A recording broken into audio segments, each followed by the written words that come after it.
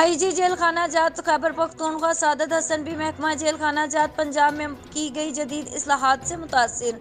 खबर पेश करते हैं लाहौर में हमारे नुमाइंदे अजीम चौधरी से। आईजी जेल खाना जात पंजाब मलक मुबशर अहमद खान से उनके हम मनसब खैबर पख्तूनख्वा ने अपनी टीम के हमरा मुलाकात की।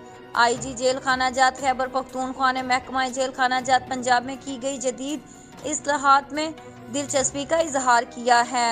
जदीद इस्लाहात का जायजा लेने के लिए उन्होंने इंस्पेक्टोरेट ऑफ प्रिजन्स पंजाब के सेंट्रल मॉनिटरिंग सिस्टम, शिकायत सेल और मीडिया सेल का दौरा किया। आईजी जेल खाना जात खैबर पख्तूनख्वा ने डिस्ट्रिक्ट जेल लाहौर का भी दौरा किया है। आईजी जेल खाना जात पंजाब मलक मुबशर अहमद खान की जानब से महकमा की फलाह बहबूद के लिए उठाए गए इकदाम को सराहते हुए इन्हें तारीफी शेर भी पेश की गई हैं। इस मौका पर DIG हेडक्वार्टर काजी मोहम्मद असलम भी मौजूद थे।